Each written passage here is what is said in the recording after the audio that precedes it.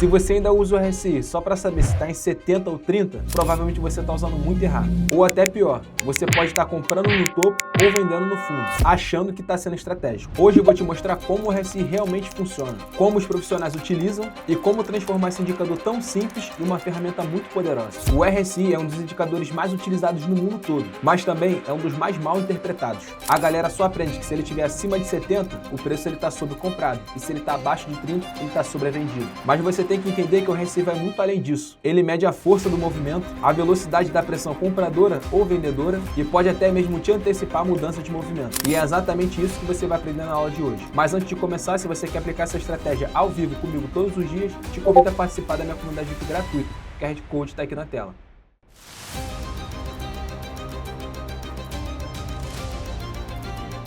O RSI ele foi criado por John Wells Wilder em 1978 e ele tinha o seguinte objetivo: medir a força relativa do movimento recente do preço. Simplificando, o RSI é como se fosse um velocímetro do mercado. Ele não mostra a direção, e sim a intensidade do movimento. Ou seja, se o preço está subindo com muita força, o RSI sobe. E se ele está caindo com muita força, o RSI cai, variando em uma escala de 0 até 100. E como que ele realmente funciona? Ele compara a média de fechamento positivo com os negativos nos últimos 14 períodos, normalmente essa configuração padrão. Ou seja, se nas últimas 14 velas houve mais força compradora, o RSI ele vai subir. Porém, se houve mais força vendedora, o RSI ele vai cair. Você só precisa entender que o RSI ele vai medir a força e não vai medir a tendência do mercado. E como que eu posso inserir esse indicador no gráfico? Aqui na parte superior do TradingView tem a aba de indicadores. Você vai digitar RSI, que é índice de força relativa. Pode estar em inglês aqui, mas normalmente vai estar em português. Vai inserir ele e ele vai vir com essa configuração aqui, ó. Como eu já falei para vocês, a maioria dos indicadores no TradingView você consegue configurar ele, só clicar nessa engrenagemzinha aqui. Então aqui vai estar a parte de RSI, o RSI baseado na média, a upper, a middle e a lower, que seria o 70, o 50 e o 30. Normalmente ele já vem configurado aqui nos últimos 14 períodos, a gente não mexe, tá? Só fechar aqui, então você vai ter esse layout. Aqui, o 70 ele vai indicar que o preço está sobrecomprado e se ele chegar aqui na parte de 30, vai mostrar que o preço ele está sobrevendido. Então aqui no gráfico da Ethereum, a gente consegue observar que o preço ele está sobrevendido. Só que você tem que tomar atenção. Só porque o preço ele está sobrevendido não significa que ele vai subir. Ele só está indicando que a força do movimento é vendedora. Da mesma forma que se o preço ele estiver sobrecomprado, não significa que ele vai cair. Pensa da seguinte forma: se um atleta ele está correndo muito rápido, isso significa que ele tem que parar? Não, porque ele pode continuar correndo mais rápido. Da mesma forma no mercado financeiro, um ativo ele pode estar com RSI acima de 70 e continuar subindo. E como que eu posso utilizar o RSI em uma tendência de alta ou uma tendência de baixa?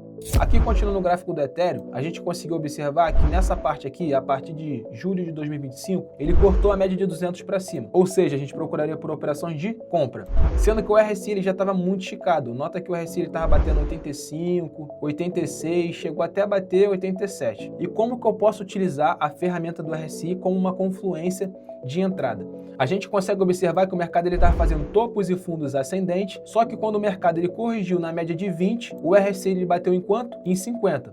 Então, normalmente, quando o mercado está em tendência, não significa que o preço está sobrecomprado e que ele tem que cair. Normalmente, o preço ele toca no RSI em 50 e continua dando evolução à sua tendência principal, que seria a tendência de alta. Então, aqui, como aconteceu nessa região, também aconteceu nessa região aqui, ó. O preço ele encostou na média de 20, o RSI ele encostou de novo na faixa de 50 e ele continuou pernando para cima. Então, se vocês conseguirem observar atentamente, a faixa de 50 aqui do RSI vai formar como se fosse um suporte em uma tendência de alta. Da mesma forma que se o preço ele estivesse caindo, a faixa de 50 do RSI ia funcionar como se fosse uma área de resistência. Uma coisa que você precisa entender é que o RSI ele vai se comportar de acordo com o contexto do mercado, seja em tendência de alta ou seja em tendência de baixa. Por isso que antes de você utilizar essa ferramenta, você tem que entender se o mercado ele está em estrutura de alta ou se ele está em estrutura de baixa. Após identificada a tendência, você utiliza o RSI como uma confirmação, como se fosse uma confluência. Agora que você já entendeu o nível mais básico do RSI, você consegue ir para o mais avançado, que seria a parte de divergência. Você consegue observar alguma coisa de diferente nessa região aqui, com o RSI com esse tipo de comportamento? Nota que o preço ele estava fazendo topos e fundos ascendentes, sendo que o RSI ele estava fazendo topos e fundos descendente. Então aqui se caracterizou uma divergência do RSI. Então o que aconteceu depois dessa divergência? O preço ele estava perdendo força.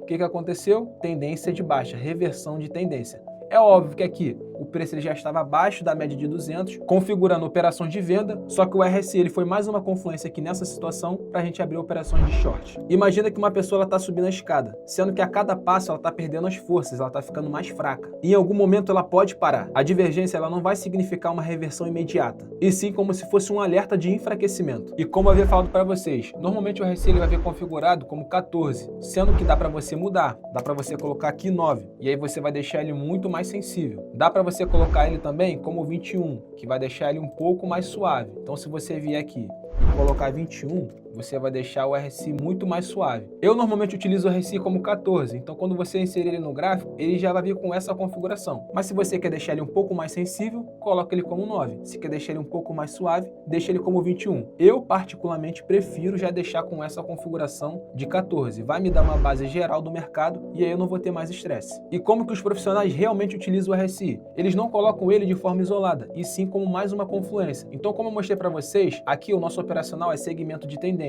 O preço ele estava abaixo da média de 200, então a gente procuraria por vendas. O RSI ele foi mais uma confluência, porque o preço ele encostou na média de 200 aqui, começou a perder força e mostrou pra gente a divergência do RSI, configurando mais uma confluência para que a gente conseguisse surfar a tendência de baixa. Então, quanto mais confluências você tiver para poder abrir uma operação, melhor, seja contexto, volume, mercado, médias móveis ou até mesmo próprio RSI. Nunca utilize o RSI de forma isolada no gráfico, e sim como mais uma ferramenta no seu leque. E quais são os erros mais comuns que os iniciantes cometem utilizando essa ferramenta? O primeiro é operar só porque ele tocou em 70 ou em 30. Ou seja, um iniciante ele abriria operações de compra aqui só porque o RSI ele está extremamente estressado, ignorando totalmente o contexto do mercado, que a gente sabe que o contexto do mercado nesses últimos dias está em tendência de baixa. Então, seja ele Bitcoin, Ethereum ou Solana, os ativos eles estão caindo. Então, automaticamente o RSI ele vai estar extremamente sobrevendido, mas mesmo assim ele não está indicando que você é para comprar. O segundo erro é você ignorar um time frame maior. Aqui está no gráfico diário, mas se a gente subir para o gráfico semanal, a gente vai observar que o RSI ele não tocou na região de 30, ou seja, ele não está ainda sobrevendido. Então, no gráfico diário ele está mostrando que está extremamente sobrevendido, sendo que no gráfico semanal ele ainda não encostou. Está muito próximo? Tá, mas ele ainda não encostou. Ou seja, ele ainda não está caracterizando uma sobrevenda no gráfico semanal. E o terceiro erro, como eu já falei para vocês, é utilizar o RSI isoladamente. Vamos utilizar o RSI como mais uma confluência e não como indicador isolado. Se você evitar esses 3 erros simples, você vai parar de tomar esses stops desnecessários. E se eu pudesse resumir o RSI em uma frase seria: medir a força do movimento e nunca a direção do mercado. Em resumo, o RSI ele é simples na aparência, mas ele é muito mais profundo na sua aplicação. Os iniciantes utilizam ele como se fosse um semáforo, já os profissionais usam como medidor de pressão. E quando você combina o RSI com o contexto do mercado, você começa a operar como um trader profissional. E se você quer utilizar o RSI de forma profissional todos os dias, te convido a participar da minha comunidade VIP gratuita no Discord, o link vai estar aqui na descrição. Se gostou do vídeo, não se esqueça de deixar o like, se inscrever no canal e ativar o sininho. Te vejo na próxima.